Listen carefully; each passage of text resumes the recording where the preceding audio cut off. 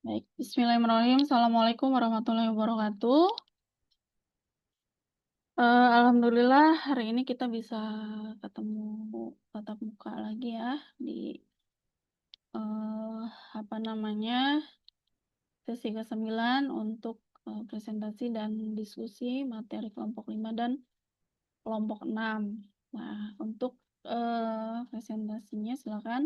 Untuk kelompok 5 udah bisa dimulai ya. Silakan Reva.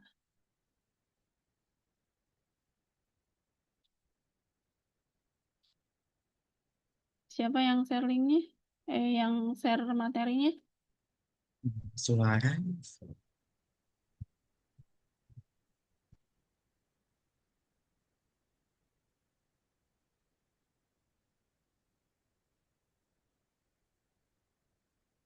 Belum muncul? PPT-nya belum muncul?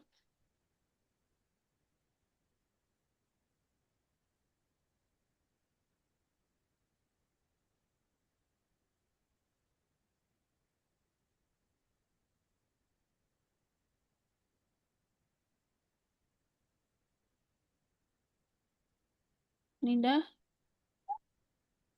siapa yang share ininya, Din?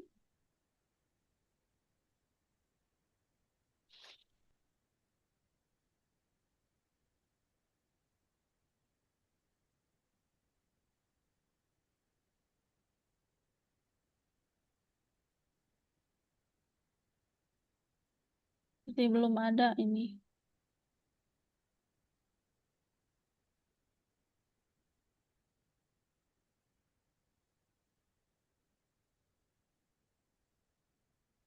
Coba Repa.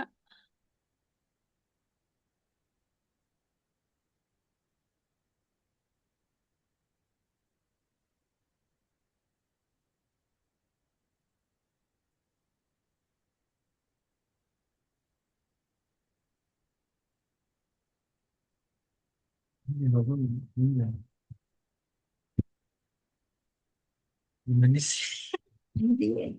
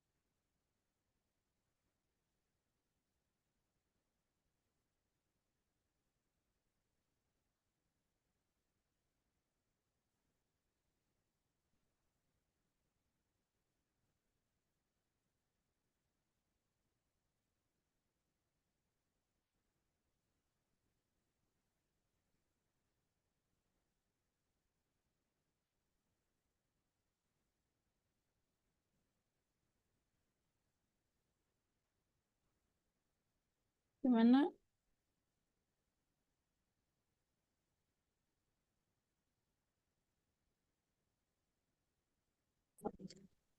Ya, Assalamualaikum warahmatullahi wabarakatuh. Perkenalkan, nama saya Nida Aulia. Saya akan mempresentasikan tentang analisis kebijakan pemerintah mengatasi resesi dengan LF, LM, kurva IS atau Investment Saving, dan kurva LM, Liquidity Money. Boleh next, Kak?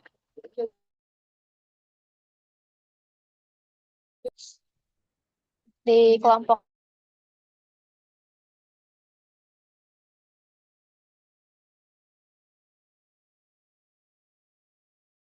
Nida Aulia dan Revalina. Si aja udah ituan di bawah.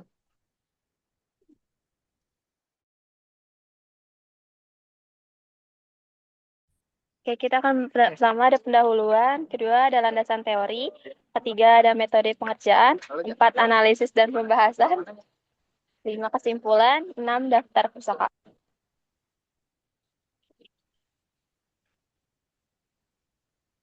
Pendahuluan dan latar belakang. Pada tahun 2026, perekonomian Indonesia menghadapi tekanan akibat kelambatan ekonomi global, pelemahan nilai tukar rupiah, serta ketidakpastian pasar internasional. Kondisi ini meningkatkan risiko resesi sehingga pemerintah dan Bank Indonesia melakukan kebijakan fiskal dan moneter untuk menjaga stabilitas ekonomi. Berdasarkan jurnal ekonomi dan laporan kebijakan Bank Indonesia, energi kebijakan fiskal dan moneter menjadi strategi utama dalam menjaga stabilitas ekonomi nasional dan mencegah resesi. Pemerintah meningkatkan stimulus fiskal melalui APBN, sedangkan Bank Indonesia menjaga likuiditas dan stabilitas nilai tukar untuk mempertahankan pertumbuhan ekonomi. Fenomena ekonomi tahun 2026 menunjukkan bahwa pelemahan rupiah, kenaikan suku bunga global, dan menurunnya kepercayaan investor memberikan tekanan terhadap pasar keuangan Indonesia.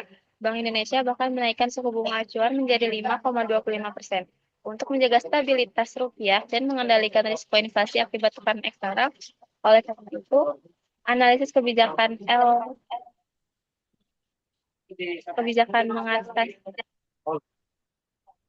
mengatasi resesi dengan model IS LM menjadi penting untuk memahami bagaimana kebijakan pemerintah dan Bank Indonesia mengaruhi output nasional, suku bunga, inflasi, investasi, dan pengangguran dalam kondisi ekonomi nyata Indonesia tahun 2026.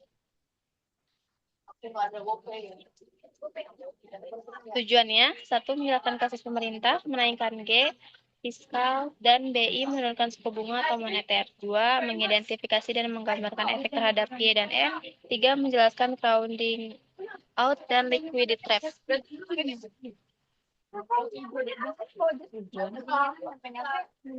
Manfaat teoritis dan praktis. Menambah pemahaman mengenai teori ekonomi makro, khususnya model IS LM dalam menjelaskan keseimbangan pasar barang dan pasar uang, menjelaskan pengaruh kebijakan fiskal dan moneter terhadap pendapatan nasional atau Y, suku bunga atau R, inflasi, dan pengangguran menjadi referensi akademik dalam menganalisis kebijakan pemerintah dan Bank Indonesia dalam mengatasi resesi ekonomi. Membantu pengembangan penelitian ekonomi makro terkait efektivitas kebijakan fiskal dan moneter di Indonesia. Bagi pemerintah, sebagai bahan pertimbangan dalam menentukan kebijakan fiskal seperti peningkatan pengeluaran pemerintah dan stimulus ekonomi untuk mengatasi resesi, bagi Bank Indonesia sebagai dasar dalam memutuskan kebijakan moneter seperti pengaturan suku bunga dan jumlah uang beredar guna menjaga stabilitas ekonomi. Bagi masyarakat dan pelaku usaha, memberikan pemahaman mengenai dampak kebijakan ekonomi terhadap investasi, konsumsi, inflasi, dan kesempatan kerja. Bagi mahasiswa dan peneliti menjadi sumber pembelajaran dan referensi dalam memahami penerapan model IF LM pada fenomena ekonomi nyata di Indonesia bagi perekonomian nasional, mendukung terciptanya pertumbuhan ekonomi yang stabil, peningkatan investasi, dan penurunan pengangguran saat terjadi resesi ekonomi. Konsep-konsep utama. Bab 2, 1. Kurva IS atau investment saving. Kurva IS menunjukkan keseimbangan di pasar barang antara investasi dan tabungan. Kurva ini menggambarkan hubungan antara tingkat suku bunga dan pendapatan nasional. Rumusnya Y sama dengan dibagi Y sama dengan C tanda kurung Y kurang T ditambah I atau R ditambah G. Semakin rendah suku bunga, investasi akan meningkat sehingga pendapatan nasional juga meningkat. Kebijakan fiskal seperti peningkatan pengeluaran pemerintah atau penurunan pajak akan menggeser kurva IS ke kanan. 2. Kurva L liquidity atau money. Kurva LM menunjukkan keseimbangan di pasar uang antara permintaan uang dan jumlah uang beredar. Rumusnya LM dibagi M per P sama dengan L tutup tanda kurung Y, R. Semakin tinggi pendapatan nasional, kebutuhan uang masyarakat meningkat sehingga suku bunga cenderung naik. Kebijakan moneter ekspansif seperti penambahan jumlah uang beredar akan menggeser kurva LM ke kanan. 3. Kebijakan fiskal. Kebijakan fiskal adalah kebijakan pemerintah dalam mengatur penerimaan dan pengeluaran negara untuk memengaruhi perekonomian. Contohnya, 1. Meningkatkan belanja negara, 2. Menurunkan pajak, 3. Memberikan subsidi, 4. Tujuannya untuk meningkatkan permintaan agregat dan mengurangi pengangguran saat resesi.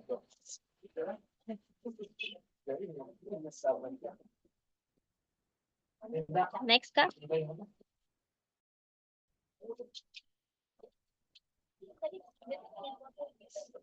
Empat, kebijakan moneter. Kebijakan moneter adalah kebijakan bank sentral dalam mengatur jumlah uang beredar dan tingkat suku bunga. Contohnya, menurunkan suku bunga, menambah jumlah uang beredar, membeli surat berharga di Indonesia. Kebijakan ini dijalankan oleh Bank Indonesia untuk menjaga stabilitas ekonomi dan inflasi. 5. Keseimbangan IS LM. Titik potongan kurva IS dan LM menunjukkan ekonomi, yaitu kondisi ketika pasar barang dan pasar uang sama-sama seimbang. IS dan LM. Dari titik ini dapat diketahui tingkat pendapatan nasional dan suku bunga yang terjadi dalam perekonomian. 6. Fenomena ekonomi nyata. Dalam kondisi resesi atau krisis ekonomi, pemerintah biasanya menerapkan kebijakan fiskal ekspansif dan bank sentral menerapkan kebijakan moneter ekspansif untuk meningkatkan pertumbuhan ekonomi, konsumsi, dan investasi masyarakat. Tugas kasus 1. Kebijakan fiskal. Pemerintahan menaikkan Pemerintah meningkatkan pengeluaran negara misalnya dengan jalan tol, pelabuhan, dan bendungan. Menambah bantuan sosial, memberikan subsidi UMKM, perbesar anggaran pendidikan dan kesehatan. Dampaknya 1. Permintaan barang dan jasa meningkat. 2. Perusahaan menerima lebih banyak proyek. 3. Produksi naik. 4. Tenaga kerja bertambah. 5. Pendapatan masyarakat meningkat. Dalam model ekonomi makro, Y sama dengan C ditambah I ditambah G ditambah dalam kurung X kurang M. Ketika G naik, maka pendapatan nasional atau Y itu ikut meningkat. 2. Kebijakan moneter. BI menurunkan suku bunga. Bank Indonesia menurunkan suku bunga acuan agar kredit bank menjadi lebih murah, masyarakat lebih tertarik meminjam uang, perusahaan meningkatkan investasi, konsumsi rumah tangga meningkat. Dampaknya adalah 1. Investasi meningkat, 2. Pembelian rumah, kendaraan, dan modal usaha bertambah. 3. Aktivitas ekonomi meningkat. 3. Dampak gabungan kebijakan. Karena G naik dan suku bunga turun secara bersamaan, dampak positifnya itu ada 1. Pertumbuhan ekonomi meningkat, permintaan agregat naik sehingga GDP meningkat. 2. Pengangguran menurun, perusahaan membutuhkan lebih banyak tenaga kerja. 3. Investasi swasta bertambah, biaya pinjaman menjadi lebih rendah.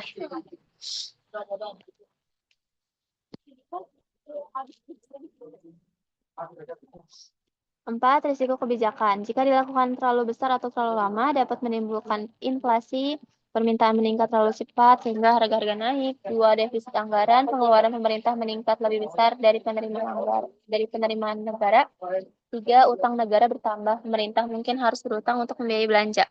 5. Analisis IS-LM. Dalam model IS-LM, kenaikan G menggeser kurva IS ke kanan. Penurunan suku bunga menggeser kurva LM ke kanan. Akibatnya, pendapatan nasional atau Y meningkat lebih besar. Suku bunga pasar cenderung turun atau stabil, ekonomi bergerak menuju ekspansi.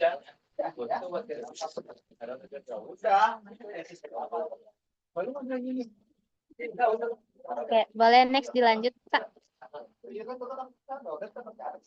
Model dan persamaan matematis. 1. Kurva IS. Kurva IS menunjukkan keseimbangan pasar barang. Fungsi dasarnya Y sama dengan C tambah I tambah G. Karena G naik, permintaan agregat naik. Investasi I juga naik saat suku bunga turun. Maka kurva IS bergeser ke kanan. Model sederhananya, Y sama dengan A dikurangin BR tambah G. Keterangannya, Y pendapatan nasional, R suku bunga, A konsumsi otonom, B sensitivitas investasi terhadap bunga, dan G pengeluaran pemerintah. Dan yang kedua, kurva LM menunjukkan keseimbangan pasar uang saat BI menurunkan suku bunga, jumlah uang beredar meningkat, kurva LM bergeser ke kanan dan ke bawah. Persamaannya M dibagi P sama dengan KY dikurangin HR. Keterangannya M dibagi P sama dengan uang real, KY sama dengan permintaan uang untuk transaksi, HR sama dengan permintaan uang dipengaruhi bunga. Ketiga, kurva gabungan LS dan LM. Keadaan awal, titik keseimbangan E1 setelah G naik ke atas dan R naik ke bawah, turun ke bawah. Maka LS bergeser ke kanan, LM bergeser ke kanan. Hasil akhirnya output nasional Y meningkat, investasi meningkat, kesempatan kerja meningkat. 4. Bentuk matematis sederhana. model LS, Y sama dengan 500 dikurangin 20R ditambah G. Model LM, R sama dengan 0,02 Y dikurangin 10. Jika pemerintah menaikkan G sama dengan 100 ke 200, maka Is menjadi Y sama dengan 600 dikurangin 20R. Karena BI menurunkan suku bunga, LM juga bergeser sehingga keseimbangan baru menghasilkan Y2 berbalik Y1. Gambarkan efek terhadap Y dan R. Dampak akhir terhadap Y dan R ketika kedua kebijakan ini berjalan bersamaan. Efeknya saling memengaruhi variabel dampak akhir alasan ekonomi pendapatan nasional pasti meningkat, baik pergeseran IS ke kanan maupun LM ke kanan, sama-sama mendorong pertumbuhan ekonomi dan output nasional. Suku bunga ambigu tergantung dominasi, pergeseran LS menarik suku bunga ke atas. Pergeseran LM mendorong suku bunga ke bawah. Hasilnya, R bisa naik,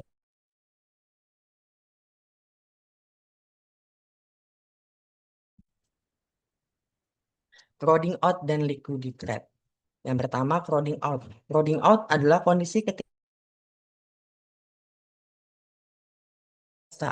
terjadi karena pemerintah meningkatkan belanja atau pinjaman, permintaan uang meningkat, suku bunga naik, investor swasta mengurangi investasi. Alur crowding out, G ke R, lalu ke L. Keterangannya G pengeluaran pemerintah, R suku bunga, I investasi.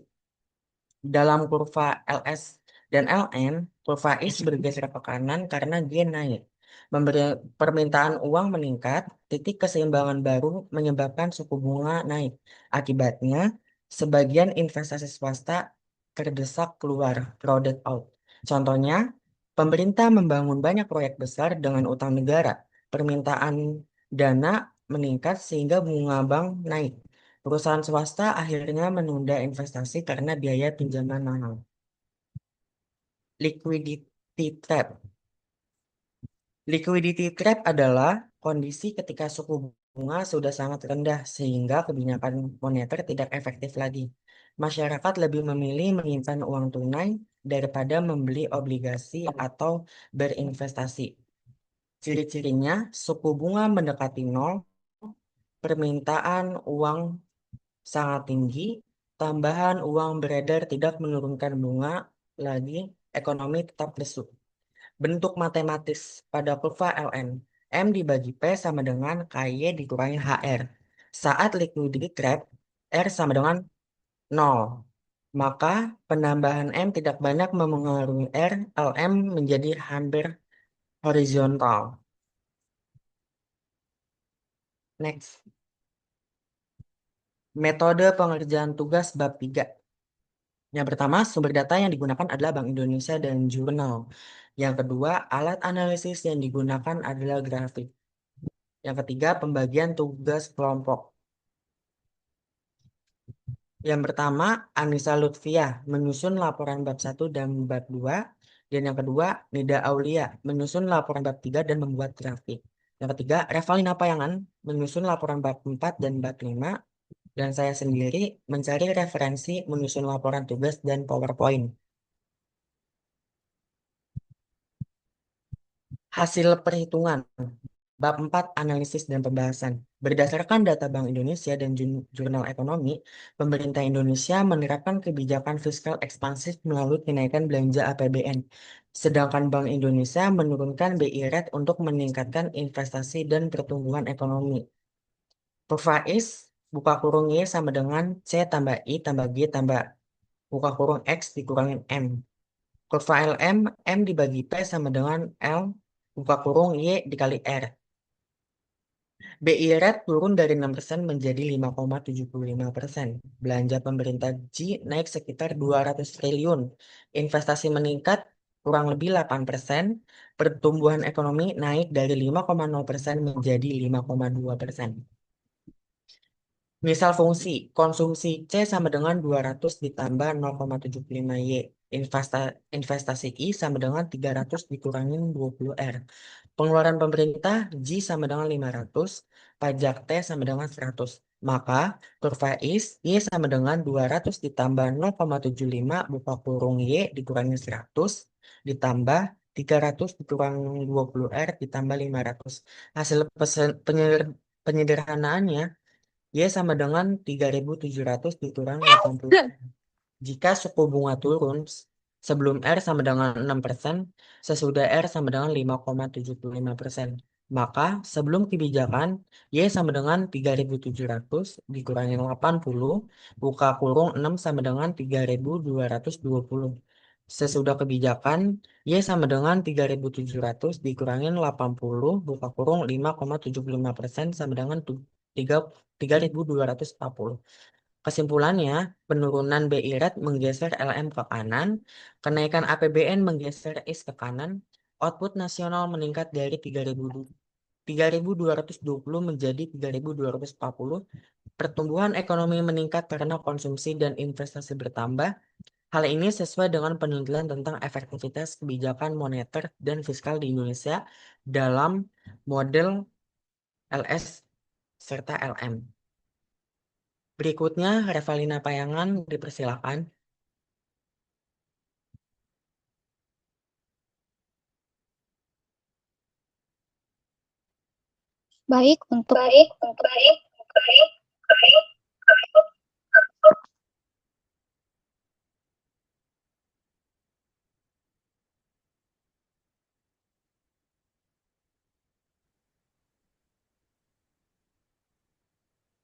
Baik untuk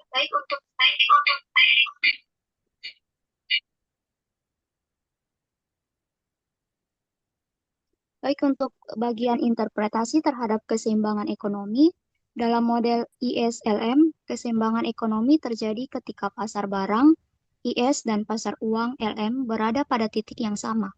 Keseimbangan ini mempengaruhi pendapatan nasional, suku bunga, inflasi, dan pengangguran. Yang pertama, pendapatan nasional. Berdasarkan data Bank Indonesia, pertumbuhan ekonomi Indonesia ini berada di kisaran 5% sampai 5,3% pada tahun 2025 sampai 2026. Hal ini menunjukkan output nasional meningkat akibat konsumsi dan investasi yang membaik. Dalam ISLM, kenaikan belanja pemerintah dan investasi menggeser kurva IS ke kanan. Penurunan suku bunga BI mendorong kredit dan investasi sehingga pendapatan nasional naik. Yang kedua, suku bunga. BI rate sempat diturunkan hingga sekitar 4,75% untuk mendorong pertumbuhan ekonomi. Tetapi BI juga menjaga stabilitas rupiah ketika inflasi dan tekanan global meningkat. Interpretasinya, jika suku bunga turun, investasi naik, pendapatan nasional naik. Investasi melambat, tetapi inflasi tetap terkendali. Yang ketiga, inflasi. Inflasi di Indonesia masih berada dalam target BI sekitar 1,5% sampai 3,5%. Interpretasi, inflasi rendah menunjukkan kebijakan moneter masih stabil. Dalam ISLM, kenaikan permintaan agregat akibat fiskal ekspansif dapat meningkatkan inflasi jika output terlalu tinggi. Hubungan matematis sederhananya, M per P sama dengan L dalam kurung Y, R. Jika harga naik, maka uang real berkurang sehingga LM bergeser ke kiri dan suku bunganya. Yang keempat, pengangguran. Menurut beberapa jurnal, pertumbuhan ekonomi dan investasi yang meningkat cenderung menurunkan pengangguran di Indonesia. Interpretasinya, output nasional naik, produksi meningkat, perusahaan menambah tenaga kerja. Pengangguran turun karena permintaan tenaga kerja meningkat. Kombinasi kebijakan fiskal ekspansif dan moneter longgar di Indonesia ini menghasilkan pendapatan nasionalnya meningkat, investasi dan kredit meningkat, pengangguran menurun, inflasi tetap terkendali dalam target BI, suku bunga dijaga stabil agar pertumbuhan ekonomi tetap berlanjut. Artinya, titik keseimbangan ISLM Indonesia saat ini menunjukkan kondisi ekonomi yang relatif stabil, namun tetap dipengaruhi risiko inflasi global dan nilai tukar rupiah.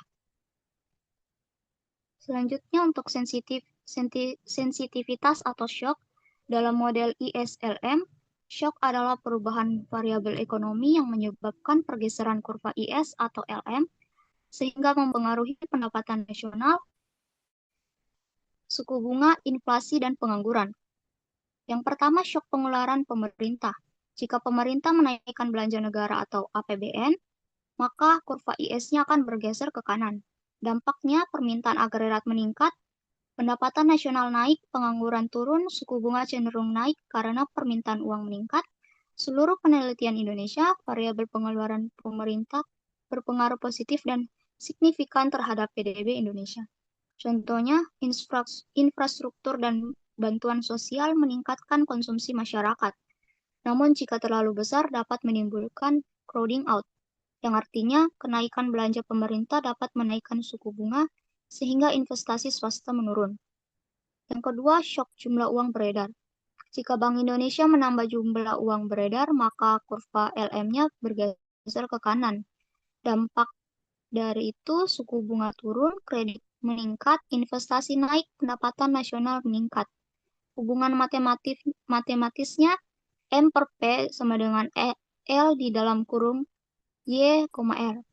Penelitian menunjukkan kebijakan moneter melalui M2 lebih efektif meningkatkan GDP dibanding fiskal pada ekonomi terbuka Indonesia.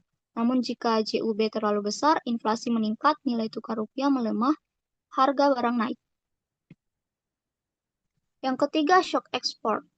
Jika ekspor meningkat, rumusnya Y sama dengan C ditambah I ditambah G ditambah X dikurang M. Dampak dari itu, IS-nya bergeser ke kanan, produksi nasional naik, tenaga kerja bertambah, cadangan devisa meningkat. Menurut jurnal, ekspor memiliki pengaruh positif signifikan terhadap GDP Indonesia.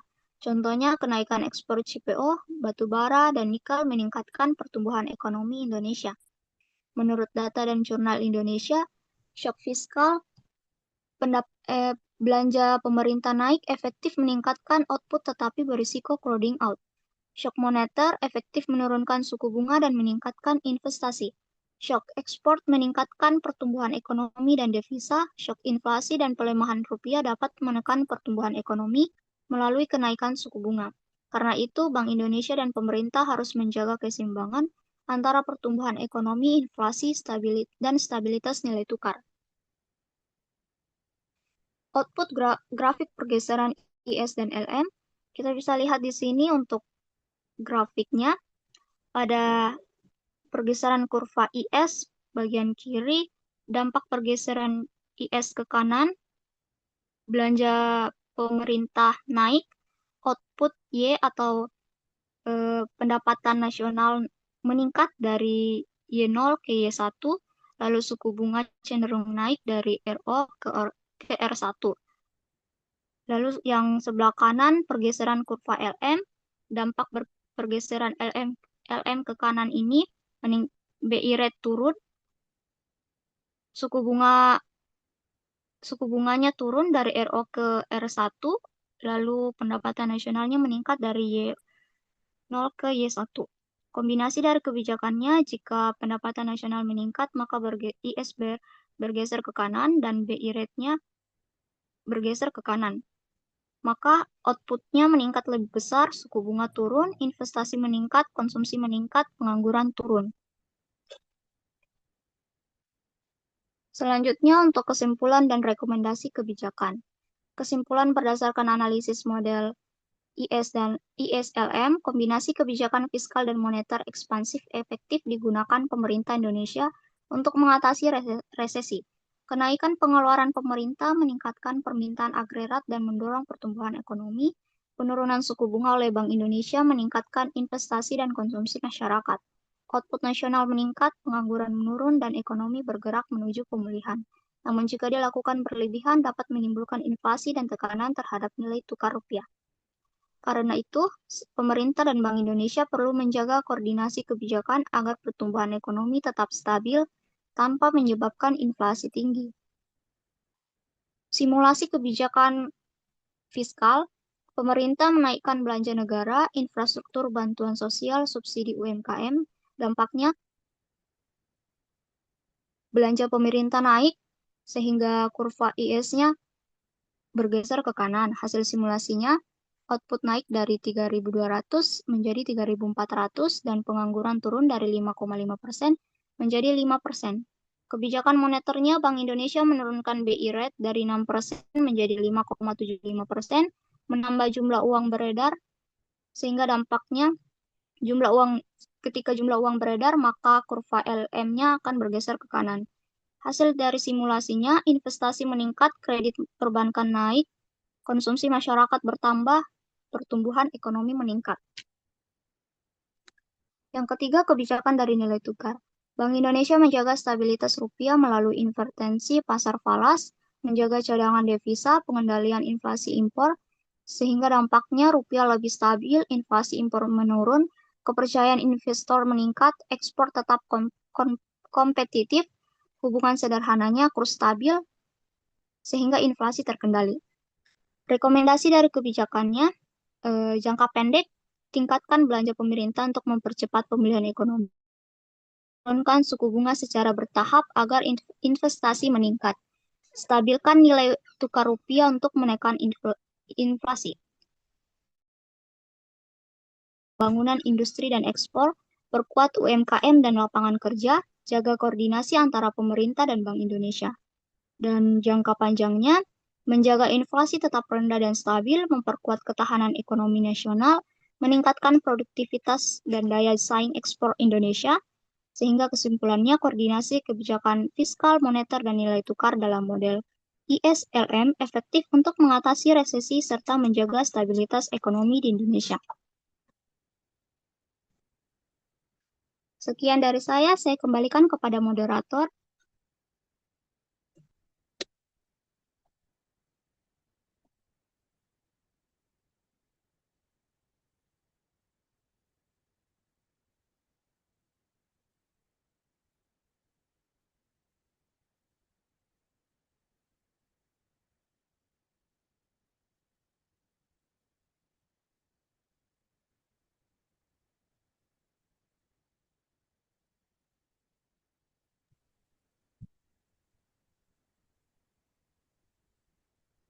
Mana moderatornya? Sudah selesai?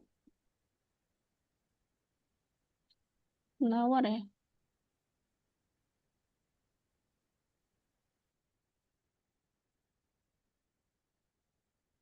Coba teman-teman yang lainnya ada yang mau diskusikan?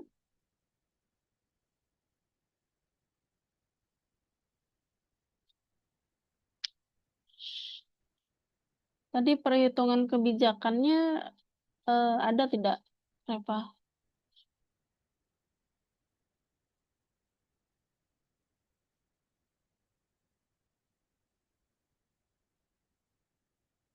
Ya, Bu. Perhitungan dari simulasi kebijakan yang 4 tadi ada tidak tadi? Dijelaskan nggak? Ya, ada, Bu. Ada ya. Oke. Nanti untuk di laporan, jadi ini kan PowerPoint ya. Untuk di laporan sesuai dengan format yang saya berikan ya. Jadi kalau misalkan PPT-nya mau diupload silakan. Kemudian nanti untuk videonya saya kirim untuk videonya, silakan nanti tinggal diupload sama teman-teman kelompok 5 dan kelompok 6 di YouTube. Nah, untuk laporan tetap menggunakan format yang dari saya. Nanti ada lembar pengesahan yang harus ditandatangani oleh mahasiswa semuanya ya. Jadi yang aktif nanti itu sebagai acuan dari penilaian saya melihat kinerja tugas yang teman-teman semuanya kerjakan seperti itu. Adapun ya untuk presentasi, berarti untuk kelompok ini semuanya bisa presentasi ya. Berarti tidak ada yang presentasi susulan ya, hanya 3 kelompok aja ya. Satu lagi tadi siapa? Anissa ya. Ya, Bu. Anissa kalau tidak salah memang tidak aktif dari awal. Dimerahin aja. Jadi yang tidak aktif atau yang tidak ikut kerja kelompok dimerahin ya. Nanti kalau misalkan ada mahasiswanya paling nanti japri langsung ke saya ya. Baik yang tidak aktif maupun yang tidak ikut untuk kerja kelompok karena tugas ini adalah merupakan tugas wajib ya yang harus semua mahasiswa ikuti gitu. Seperti itu. Oke, dari teman-teman yang lain ada yang mau didiskusikan? Kalau tidak ada ditutup kelompok 5 Reva untuk presentasinya, lanjut ke kelompok 6.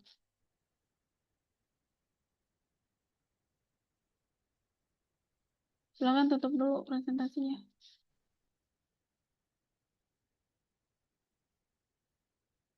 Mohon maaf jika ada kesalahan penyampaian. Selamat malam dan terima kasih. Oke. Kelompok 6 ada? Ada Ibu, baik, mohon izin. Ada. Suaranya terdengar ya Ibu. Coba kurang jelas, agak dekat coba. Halo, siap. Mohon izin untuk tes suara terlebih dahulu. Nah, udah lumayan Atma. Baik. Assalamualaikum warahmatullahi wabarakatuh. Assalamualaikum. Perkenalkan kami dari kelompok 6 yang hari ini mohon izin dan terima kasih atas kesempatan yang telah diberikan dari Ibu Santi dan teman-teman semuanya untuk kami dapat mempresentasikan hasil diskusi kelompok kami dan kerjasama kami mengenai tentang analisis kebijakan pemerintah menghadapi resesi dengan ISLM, yaitu Investing, Saving, dan Liquidity Market. Selanjutnya, ini adalah anggota dari kelompok 6, yaitu saya sendiri, Atma Victor Mercury, lalu ada dengan Kak Mulan, lalu ada Kak Akbar, dan juga Kak Dharma. Baik, selanjutnya.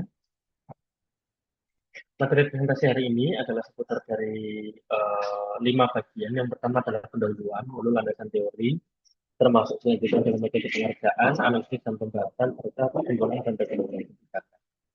Selanjutnya, nah, baik, selanjutnya kita akan masuk dalam pendahuluan.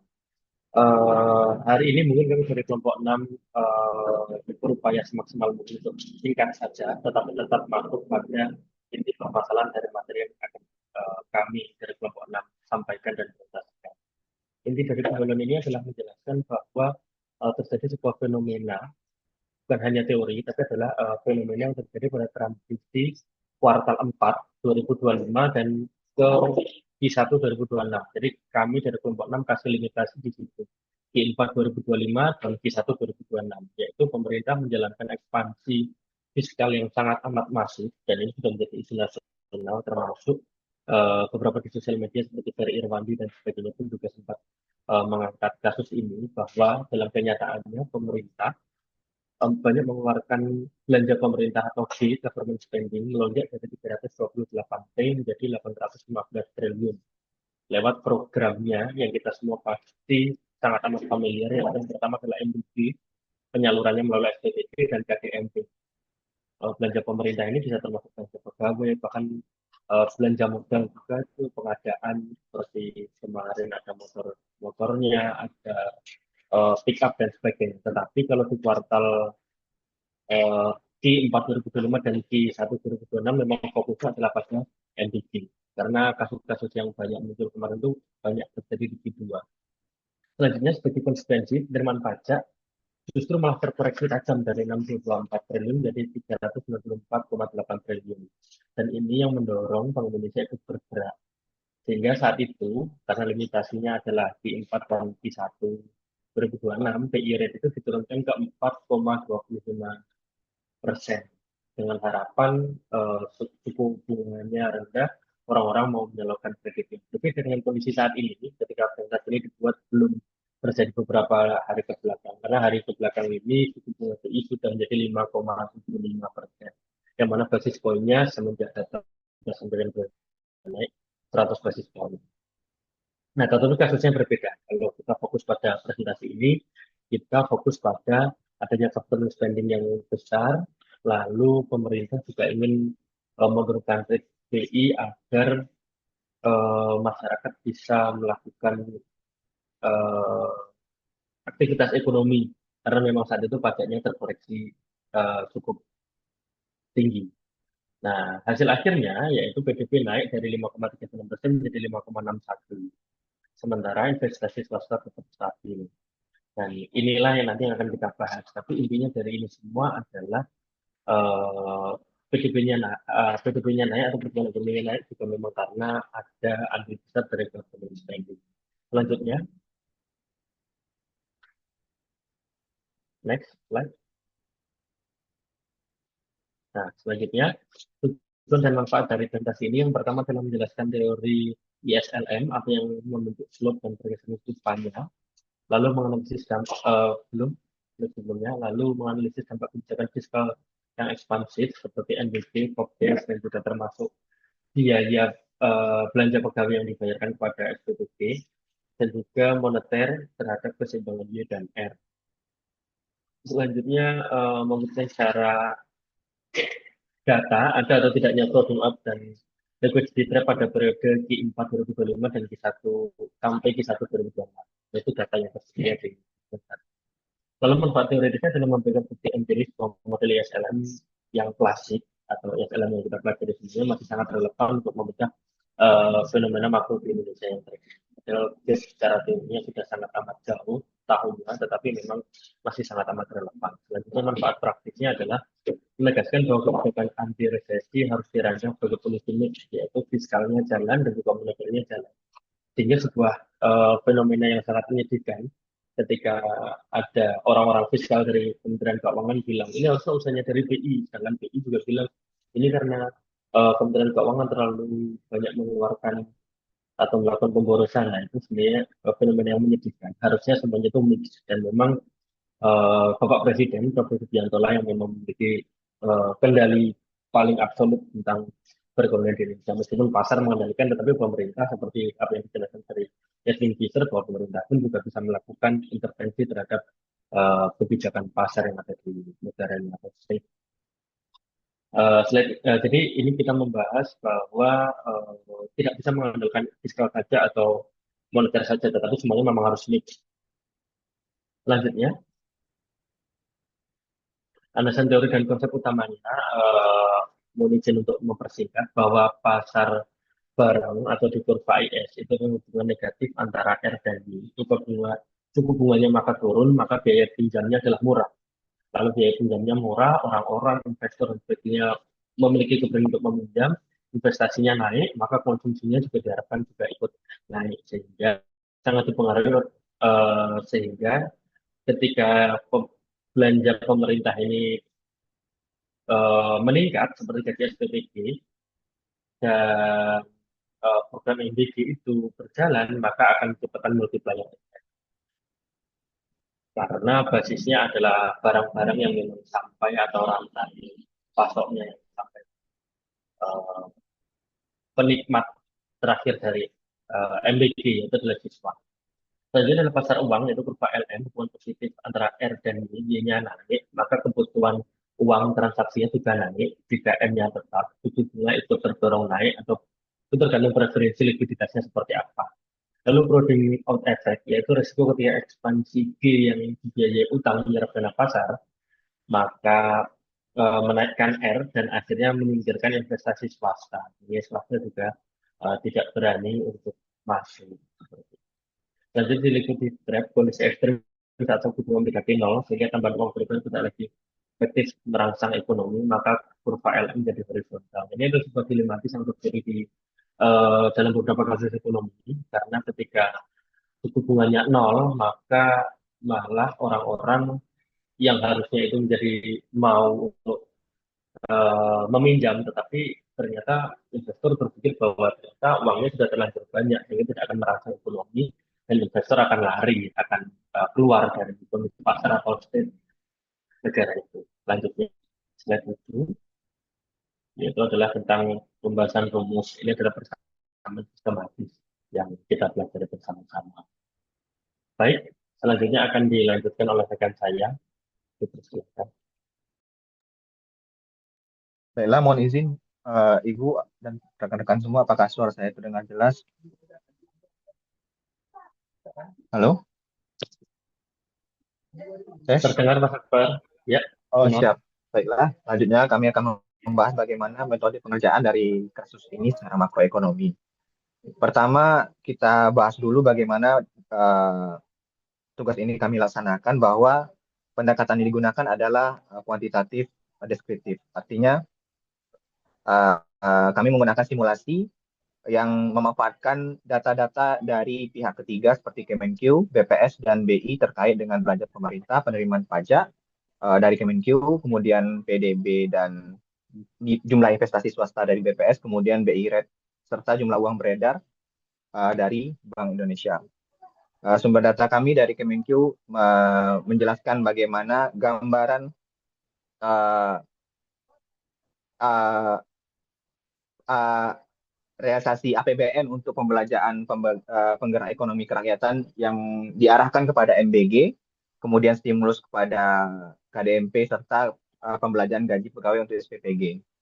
Nah, bagaimana perubahan dari kuartal akhir tahun 2025, nanti akan disajikan juga datanya hingga kuartal 1 tahun 2026, efek dari pembelanjaan APBN terhadap sektor-sektor prioritas pemerintah tadi. Kemudian dari penerimaan pajak juga kami gambarkan bagaimana postur APBN apakah sanggup untuk membiayai program-program prioritas dari pemerintah tadi, dan akan dianalisis secara makroekonomi.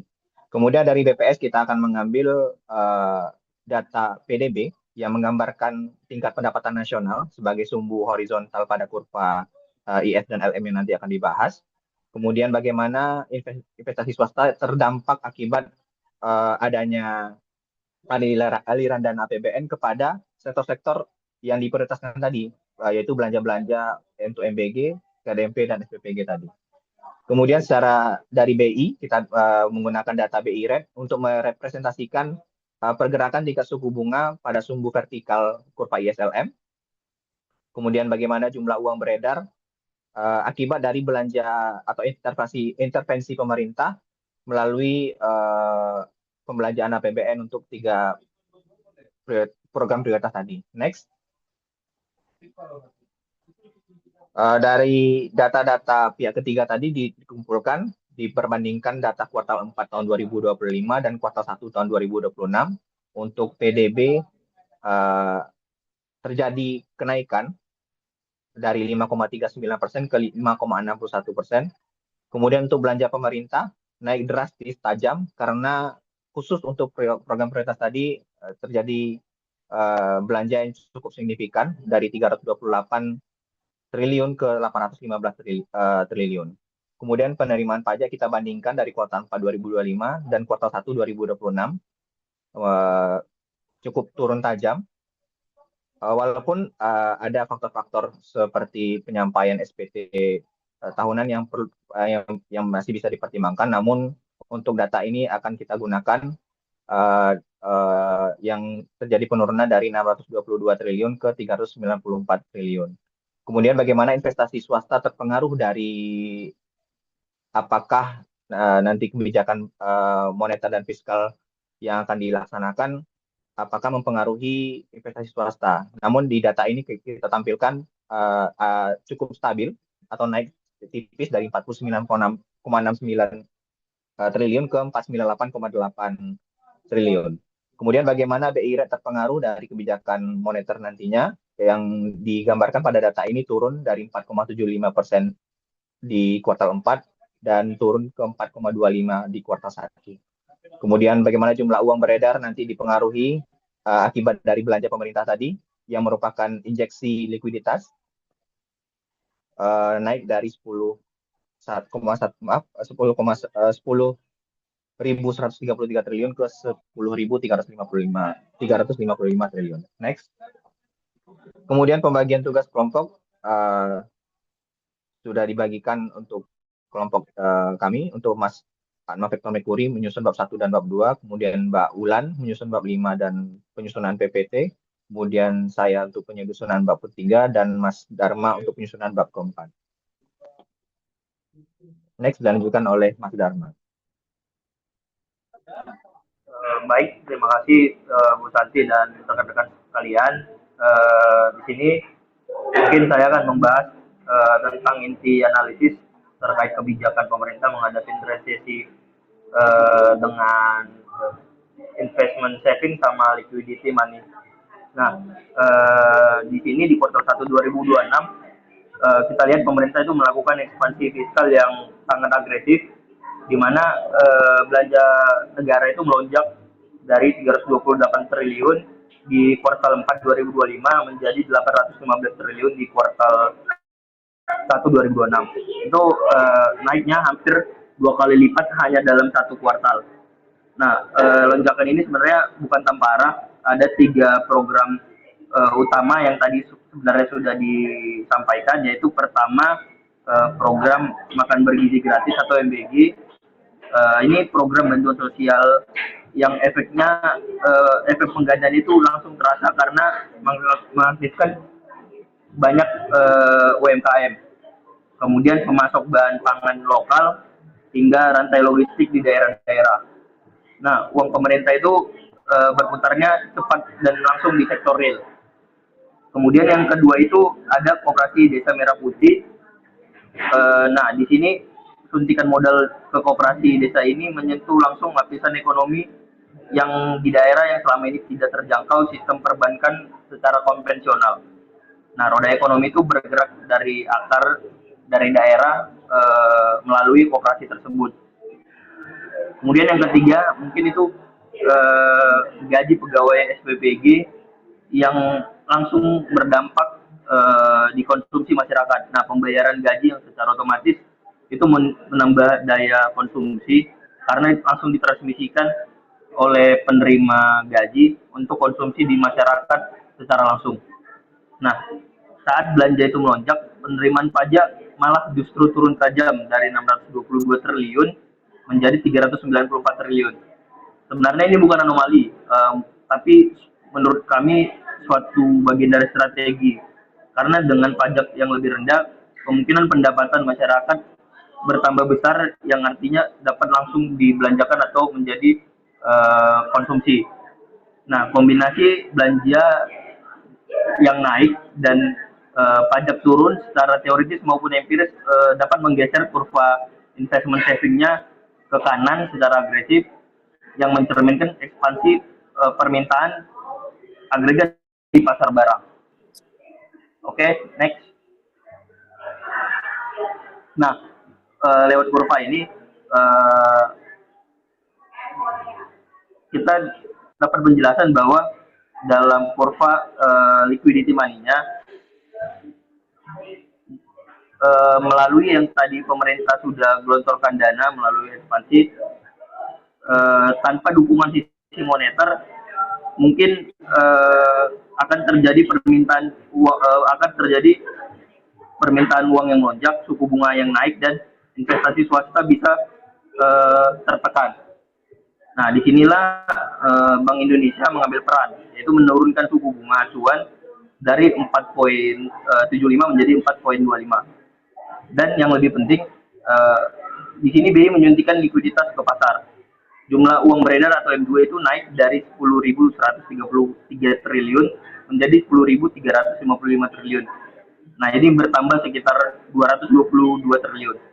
Dengan suplai uang yang melimpah di masyarakat, ketersediaan dana di perbankan terjaga, tekanan kenaikan suku bunga berhasil diredam, dan kurva liquidity money-nya itu ikut bergeser ke kanan seperti tadi yang investment saving, dan setiap level pendapatan nasional suku bunga bisa berada di titik yang lebih rendah dibandingkan yang sebelumnya. Next. Nah, di sini kita lihat terjadi keseimbangan baru antara pergeseran kurva investment saving dan liquidity money-nya. Ketika kurva investment saving-nya bergeser ke kanan karena ekspansi fiskal oleh pemerintah dan kurva liquidity money-nya juga bergeser ke kanan karena kebijakan moneter yang ekspansif, keduanya itu bergerak secara harmonis dan simultan. Hasilnya terdapat titik keseimbangan baru yang tercermin di E1 yang terbentuk di posisi yang jauh lebih baik dibanding E0. E0 itu di kondisi kuartal 4 2025. Nah, keseimbangan ada di suku bunga 4,75 dengan PDB itu sekitar 5,39%. setelah policy mix yang dijalankan tadi antara moneter dan pemerintah, keseimbangan bergeser ke titik E1 di mana suku bunga itu 4,25 dan PDB-nya itu naik menjadi 5,61%. Ini bukan sekedar angka yang di kertas, ini bukti bahwa kebijakan fiskal dan moneter yang berjalan beriringan menghasilkan outcome yang tidak bisa dicapai kalau hanya satu instrumen yang bekerja atau berjalan sendiri. Next. Nah, dari pergeseran kurva yang kita lihat tadi, terdapat dua dampak utama yang perlu kita interpretasikan secara lebih dalam. Yang pertama, dampaknya terhadap pendapatan nasional. Nah, di sini bisa terlihat tadi PDB berhasil tumbuh dari 5,39% ke 5,61%. Nah, ini membuktikan bahwa stimulus yang digelontorkan lewat MBG, Koperasi Desa Merah Putih, dan penggajian SPPG benar-benar terserap ke sektor real dan menciptakan aktivitas ekonomi yang nyata atau real di masyarakat, bukan hanya uang yang berputar di sektor keuangan atau perbankan. Kemudian yang kedua, dampak terhadap suku bunga. Nah, di sini yang menarik adalah ekspansi fiskal sebesar 815 triliun seharusnya mendorong permintaan uang naik, yang otomatis menekan suku bunga ke atas. Inilah yang kita kenal sebagai potensi tadi crowding out. Tapi faktanya suku bunga malah justru turun. Kenapa? Karena BI itu langsung mengimbangi dengan menambah suplai M2 atau uang yang beredar. Tekanan kenaikan suku bunga yang muncul dari sisi fiskal tadi berhasil dinetralisir dengan kebijakan moneter yang dilakukan BI.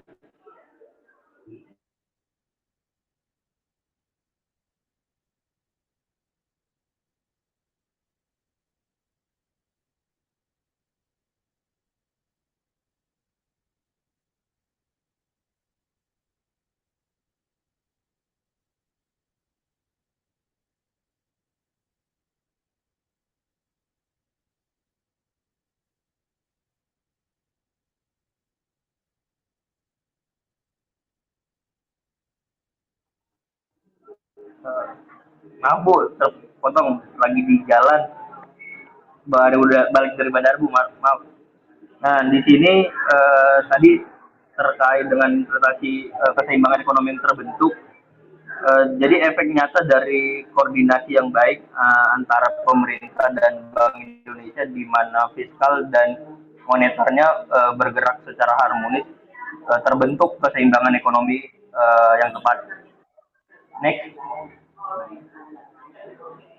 Nah, di sensitivitasnya untuk memahami dinamika yang lebih mendalam terkait dua sisi yang tadi bergerak bersamaan.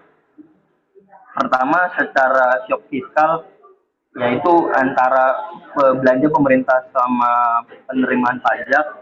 Nah, Kemenku itu belanja secara masif untuk pembiayaan MBG, Koperasi Desa Merah Putih, serta penggajian SPPG, yang efeknya terasa langsung di pasar barang. Kemudian likuiditasnya meningkat, daya beli masyarakatnya terdongkrak, serta konsumsi masyarakatnya itu agregatnya menaik. Nah, hasilnya ini bisa kita lihat dari pertumbuhan PDB yang berhasil menembus 5,1% dari yang 5,39%. Kemudian dari sisi moneternya, di sini Bank Indonesia itu menyuntikkan likuiditas sebesar 221 triliun ke pasar M2-nya. Dengan uang yang lebih banyak beredar ini, tekanan pada suku bunga itu mereda dan Bank Indonesia BI rate-nya berhasil diturunkan dari 4,75% menjadi 4,25. Nah, yang perlu kita garis bawahi mungkin kedua sensitivitas ini tidak bekerja secara terpisah. Justru kekuatan terbesarnya ada pada sinergi atau keharmonisannya, di mana fiskal yang ekspansif tanpa dukungan moneter yang baik itu beresiko memicu crowding out, di mana moneter yang ekspansif tanpa stimulus fiskal yang tidak terjaga atau tidak terserap ke sektor real juga bakal tidak baik. Tapi ketika keduanya itu berjalan bersamaan atau terkoordinasi dengan baik, seperti yang terjadi dengan penampilan data tadi, efek penggandaannya jauh lebih besar dari jumlah keduanya. Next, mungkin akan dilanjutkan oleh Mbak Ulan. Terima kasih Bu, terima kasih rekan-rekan sekalian. Baik, izin Ibu Santi dan teman-teman, apakah suara saya terdengar? Udah, suaranya udah terdengar Mbak Ulan. Ya, oke. Poin kelima itu ada kesimpulan dan rekomendasi kebijakan. Poin pertama ada kesimpulan sesuai tujuan. Yang pertama, konsep dasar dan pergerakan kurva ISLM. Jadi model ISLM ini secara efektif memotret keseimbangan antara pasar barang dan pasar uang. Kurva IS memiliki kemiringan negatif dan pergeserannya sangat dipengaruhi oleh instrumen fiskal, di mana peningkatan pengeluaran pemerintah akan menggesernya ke kanan. Sebaliknya, kurva LM memiliki kemiringan yang positif dan pergeserannya itu dikendalikan oleh instrumen moneter, di mana penambahan suplai likuiditas atau penurunan suku bunga oleh bank sentral akan menggeser ke kanan. Yang kedua, dampak kombinasi kebijakan terhadap pendapatan nasional Y dan suku bunga R. Kebijakan fiskal yang ekspansif dibuktikan dengan realisasi secara nyata ya melalui pengadaan MBG, pemberdayaan KDMP, dan pembayaran gaji SPPG berhasil menciptakan stimulus daya beli yang masif sehingga menggeser kurva IS secara agresif ke kanan. Langkah ini diakomodasi juga oleh kebijakan moneter bank sentral yang menyuntikkan likuiditas atau jumlah uang beredarnya itu sehingga kurva LM juga ikut bergeser ke kanan. Interaksi harmonis antara policy mix atau bauran kebijakan ini menghasilkan titik keseimbangan baru yang positif, di mana berdampak pada pendapatan nasional yang berhasil mengalami peningkatan dari 5,39% menjadi 5,61%, sementara suku bunga juga ikut turun ke level 4,25%. Yang ketiga ada pembuktian fenomena crowding out dan liquidity trap. Pembuktian fenomena crowding out sendiri ini berdasarkan lonjakan belanja pemerintah yang masif itu membawa resiko terjadinya crowding out, di mana sektor swasta kehabisan akses modal murah. Namun, secara data BPS menunjukkan bahwa investasi swasta itu stabil dan malah sedikit bertumbuh dari 496,9 triliun menjadi 498,8 triliun. Fakta ini membuktikan bahwa efek crowding out itu berhasil dihindari karena dua alasan utama. Yang pertama, program pemberdayaan tadi yang mampu merangsang lahirnya investasi skala mikro di desa. Yang kedua, karena kebijakan bank sentral memastikan ketersediaan jumlah uang beredar, sehingga bertindak sebagai bantalan likuiditas. Sektor swasta tidak tersingkirkan dari pasar kredit karena memiliki suplai uang yang melimpah. Pembuktian fenomena liquidity trap itu berdasarkan analisis data menunjukkan bahwa perekonomian Indonesia pada periode ini tidak sedang berada dalam liquidity trap. Suku bunga acuan yang turun dan berada di level 4,25% ini tergolong moderat dan sehat. Pada rentang suku bunga ini juga instrumen moneter sangat responsif. Penambahan suplai M2 terbukti berhasil diserap oleh pasar dan mampu bersinergi secara mulus dengan program stimulus fiskal seperti MBQ, KDMP, dan SPPG tadi untuk menghasilkan pertumbuhan ekonomi. Poin B mengenai rekomendasi kebijakan. Di sini ada dua rekomendasi. Yang pertama, rekomendasi kebijakan fiskal. Mengingat ekspansi belanja melalui program MBG, Kopdes, dan gaji SPPG tadi itu diiringi dengan penurunan penerimaan pajak ya. Sehingga ruang fiskal negara itu harus segera disehatkan dengan intensifikasi pengawasan kepatuhan wajib pajak dan pelaksanaan audit perpajakan yang lebih terarah. Pemerintah perlu melakukan penelaahan mendalam terhadap seluruh rantai pasok pengadaan MBG, mulai dari vendor logistik hingga penyedia bahan pangan untuk memastikan kepatuhan pemungutan PPN dan PPh. Penegakan hukum dan audit yang presisi pada pos-pos belanja bernilai jumbo ini akan mengembalikan basis penerimaan negara tanpa mengganggu kelancaran program sosial yang sedang berjalan. Sedangkan rekomendasi kebijakan moneternya itu, Bank Indonesia disarankan untuk tetap mempertahankan arah kebijakan moneter yang selama tekanan inflasi sisi permintaan dari kenaikan daya beli masyarakat ini masih terkendali. Ketersediaan jumlah uang beredar harus terus dikalibrasi agar perbankan tetap memiliki likuiditas melimpah untuk menyalurkan kredit murah kepada sektor swasta dan koperasi. Selain itu, koordinasi erat dengan Kementerian Keuangan mutlak dipertahankan agar setiap strategi pembiayaan defisit APBN tidak menimbulkan crowding out yang dapat mengetatkan likuiditas di pasar uang. Selanjutnya saya kembalikan ke moderator. Baik, terima kasih. Mohon izin, jadi izin memberikan kesimpulan sebentar bahwa intinya dari presentasi ini adalah menjelaskan tentang bagaimana kondisi ekonomi yang sekarang dengan teori yang ada dan itu memang sangat amat relevan. Kembali lagi pada limitasinya adalah Q4 dan Q1, Q4 2025 dan Q1 2026. Itu adalah limitasi yang kami jelaskan pada presentasi ini. Sedangkan kondisi yang sekarang sudah jauh berbeda karena dipengaruhi oleh dengan sentimen menurunnya harga rupiah yang dalam waktu 1 mingguan ini rupiah sudah menguat kembali, lalu Selat Hormuz yang sebelumnya diblokir dan sekarang sudah ada penandatanganan Iran dengan Amerika meskipun terhitung 11 jam yang lalu ternyata ada penyerangan Israel ke Lebanon dan sebenarnya itu memang tidak kita masukkan ke sini termasuk apa yang terjadi subsidi yang mulai dilepas dicabut dalam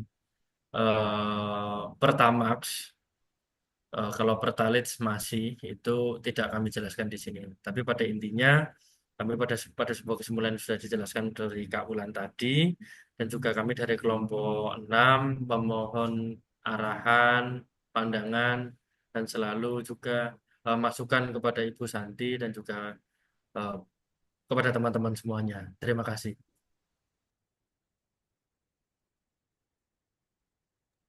Baik. Ada yang mau didiskusikan dulu dari teman-teman yang lain?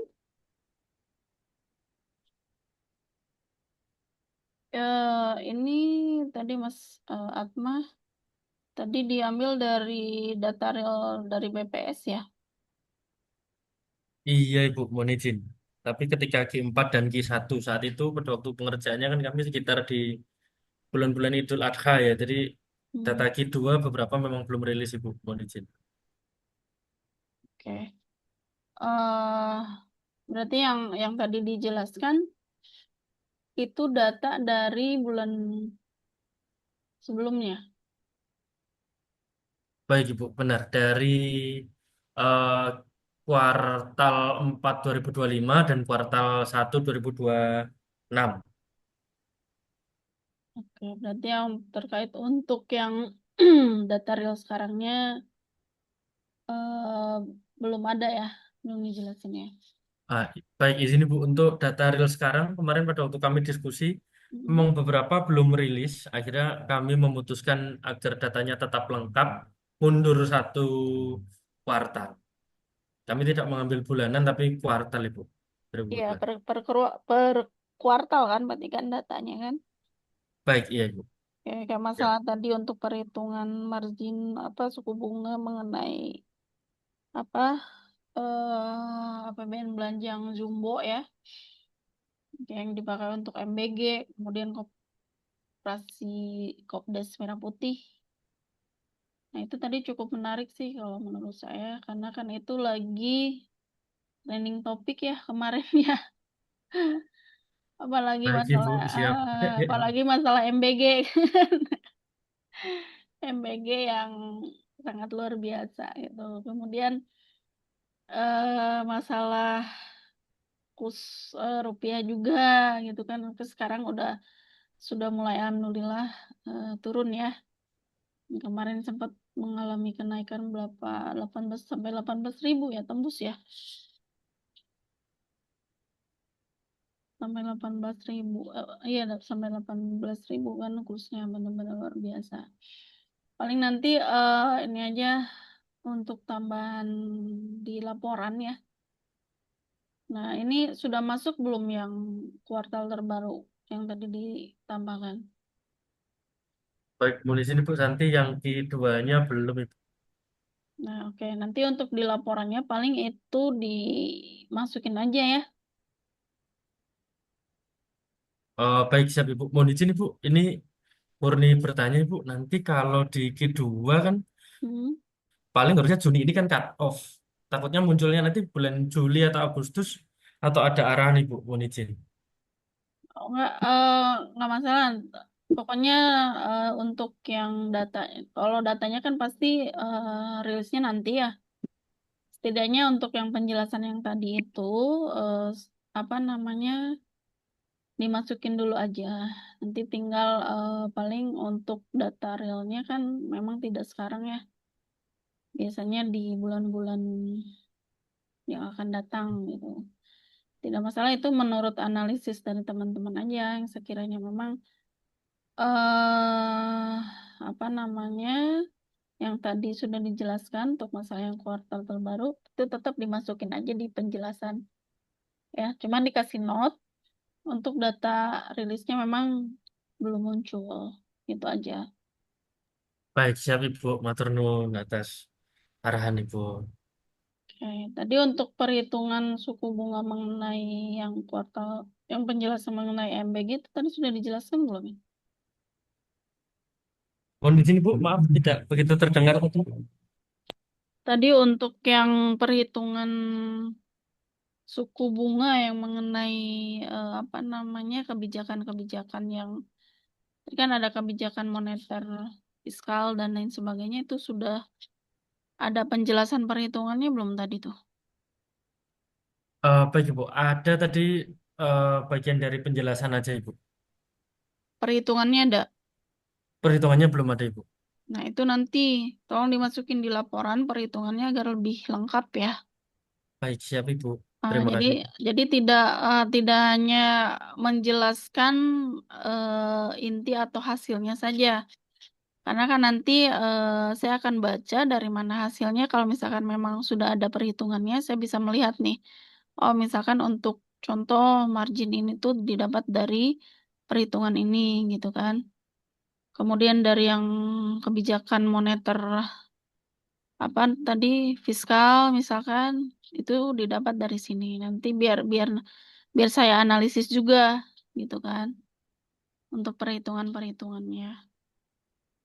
Jadi Baik Ibu, terima kasih Ibu. Siap. jadi laporannya lengkap, kuat gitu kan. Kalau hanya menjelaskan yang tadi kayak misalkan seperti di PowerPoint saja kan, eh oke, hasilnya seperti itu. Tetapi cara perhitungannya, data realnya ini dari mana? Seperti itu ya. Jadi tolong nanti di laporan itu dikuatkan lagi mengenai perhitungan hasil. Kalau hasil kan tadi sudah dijelaskan. Nah, perhitungannya dari mana? Walaupun misalkan diambil dari data BPS yang kuartal yang kemarin kan, nah itu tetap hasil, sorry bukan hasil, data real angkanya. Jadi dimasukin perhitungannya seperti apa. Jadi biar nanti saya tahu seperti itu ya. Baik Ibu, siap. Terima kasih banyak Ibu. Oke, ada lagi yang mau ditanyakan? Mungkin teman-teman yang lainnya ada yang mau didiskusikan? Dari kelompok 5, kelompok lainnya. Oh ya, untuk kelompok 3, Mbak Yuni ada nggak? Sudah di-upload belum laporannya?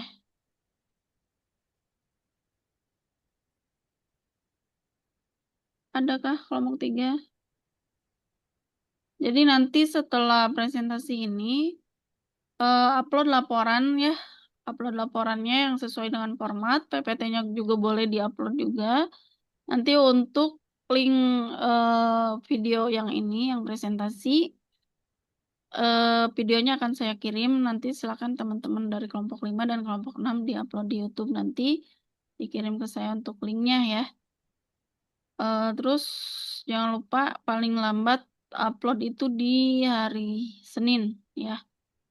Hari Senin teman-teman sudah bisa upload laporannya, laporan daripada hasil analisis yang ini ya. Nah, karena di hari Senin dan Selasa itu kami dosen sudah menutup sesi di pertemuan di minggu ini. Jadi nanti akan saya rekap dan akan saya nilai.